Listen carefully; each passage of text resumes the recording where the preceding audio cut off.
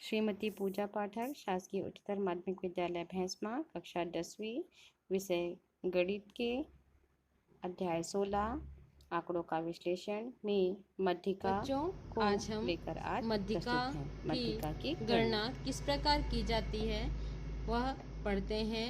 तो मध्यिका में क्या होता है कि दो प्रकार की श्रेणियां होती हैं। एक तो होता है व्यक्तिगत श्रेणी, दूसरा होता है सतत श्रेणी। तो सबसे पहले हम इसके व्यक्तिगत श्रेणी को पढ़ते हैं। व्यक्तिगत श्रेणी के लिए क्या प्रोसेस होता है निकालने के लिए मध्यिका? तो मानों को आरोही क्रम में रखते हैं। जो भी हमको मान दिए होंगे उनको सबसे पहले हम क्या करेंगे, आरोही क्रम में लिखेंगे। आरोही या अवरोही कैसे भी लिख सकते हैं। तो आरोही क्रम में रखेंगे तो वो डाटा मान लो हमको कैसे मिलता है, जो आंकड़े हैं वो x1, x2, x3, x4 dash dash dash जितने भी दिए हुए हैं वो होंगे। ठीक है। अब इसे ज्ञात करने के लिए सबसे पहले क्या होता है, ये कितने आंकड़े दिए हुए हैं उसको देखते हैं। यदि प्रेक्षणों की संख्या n क्या है, विषम संख्या होती है, तब मध्यिका के लिए सूत्र होता है n+1/2वां पद का मान। ठीक है। और अगर यदि प्रेक्षणों की संख्या n बराबर कोई सम संख्या होती है, सम संख्या मतलब 2, 4, 6, 8 सम संख्या होती है, तो मध्यिका के लिए सूत्र होता है 1/2 कोष्टक n/2 वा पद का मान धन कोष्टक n/2 धन 1वां पद का मान। ठीक है।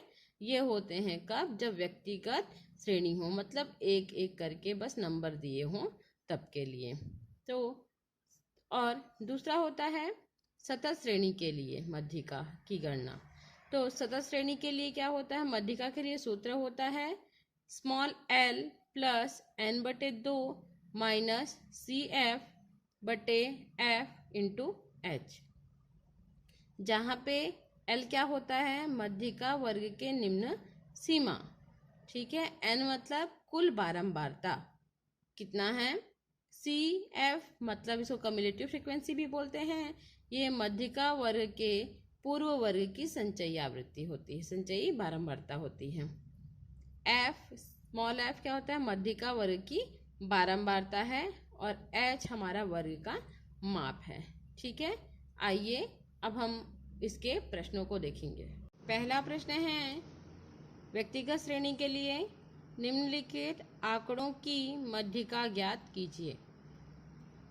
25, 21, 23, 18, 20, 23 और 24 है। आंकड़ों को हम सबसे पहले क्या करते हैं बच्चों, क्रम में व्यवस्थित करते हैं, आरोही क्रम में व्यवस्थित करते हैं। तो 18, 20, 21, 23, 23, 24 और 25 कितने आंकड़े हो गए, 1, 2, 3, 4, 5, 6, 7। तो आंकड़ों की संख्या क्या है, n बराबर कितना मिला हमें, 7 मिला। 7 क्या होता है, विषम संख्या है। तो विषम के लिए मध्यिका का सूत्र था n+1/2वां पद का मान या प्रेक्षण का मान। तो हम लोग रखते हैं n की जगह में 7 धन 1/2वां पद मतलब चौथे प्रेक्षण का मान। तो देखते हैं चौथे स्थान में क्या है, 1, 2, 3, 4। तो चौथे स्थान में हमको क्या मिला, 23। तो यही 23 इसका क्या होगा, मध्यिका होगा। ठीक है। एक अन्य प्रश्न जैसे अगर देखते हैं, निम्नलिखित आंकड़ों की मध्यिका ज्ञात कीजिए। क्या दिया है, 113, 102, 95, 85, 110, 109, 106, 110 और 115। आरोही क्रम में लिखते हैं आंकड़ों को। देखते हैं 1, 2, 3, 4, 5, 6, 7, 8, 9। 9 मतलब क्या है, ये भी विषम है, तो विषम के लिए आप ऊपर बनाए हैं।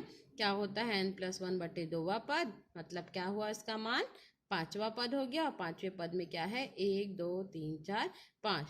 तो कितना है, 5वें पद के प्रेक्षण का मान कितना है, 1, 2, 3, 4, 5, 109। तो 109 इसका उत्तर होगा। एक प्रश्न के द्वारा हम लोग मध्यिका ज्ञात करेंगे जब हमें आंकड़े हैं वह सतत श्रेणी में दिया हुआ हो। ठीक है। तो उसके लिए एक टेबल में मान दिया हुआ है कि किसी स्कूल में 10वीं की कक्षा की लड़कियों की ऊंचाई ये दी हुई है। ऊंचाई दी हुई है 135 से 140 सेंटीमीटर, 140 से 145, 145 से 150, 150 से 155, 155 से 160 सेंटीमीटर है। और लड़कियों की संख्या दी है, बारंबारता इसको बोलते हैं 1, 2, 11, 9 और 7। ठीक है, तो इस सतत श्रेणी वाले प्रश्न को हम लोग हल करते हैं। सबसे पहले इसके लिए हम लोग एक संचयी बारंबारता बनाते हैं। संचयी बारंबारता क्या होता है, मतलब इसी को हम लोग अपने फॉर्मूले में हमारा ये CF होता है। तो आइए देखते हैं, 135 से 140 के बीच में 1 है, 140 145 2, 145 150 11, 150 155 9, 155 160 7। संचयी का मतलब होता है कि पहला आंकड़ा क्या है, 1 है। ठीक है ना। अब इस आंकड़ों को एक एक करके जोड़ते जाते हैं। जैसे 1 में इस 2 को जोड़ दिए तो कितना हो गया, 3। 3 में 11 को जोड़ दिए तो हो गया 14। 14 में 9 को जोड़ दिए तो हो गया 23। 23 में 7 को जोड़ दिए हो गया 30। तो ये 30 हमारा क्या है, n का मान। इस अब बारंबारता का टोटल भी कितना होगा, 30 होगा। अब आते हैं मध्यिका अंक। मध्यिका अंक मतलब इसका हम लोग n/2 निकालते हैं। n/2 निकाले तो 30/2 हमको क्या मिला, 15 मिला। अब हम लोग इस 15 को देखते हैं, ठीक है, कि 15 किस अंतराल में आता है। मध्यिका अंक हमारा कितना आया है, 15 आया है, जो कि देखिए 15 यहाँ, ये तो ये क्या है, 14 है। तो हम अब इस कंडीशन में हम किसे मध्यिका अंतराल लें, तो 15 के बाद वाले संचयी आवृत्ति को। तो 15 के बाद वाला क्या है, ये 23 है। तो इस प्रकार ये बोल सकते हैं कि ये हमारा पूरा का पूरा क्या हो गया, मध्यिका वर्ग हो गया। ठीक है। अब इस मध्यिका वर्ग में हम देखते हैं कि मध्यिका अंक 15 है, संचयी आवृत्ति क्या लिए हैं, 23 के अंतर्गत आता है। अब यहाँ पे मध्यिका वर्ग क्या हो जाएगा, 150 से 155। ठीक है, ये हो गया 150 से 155 हो गया।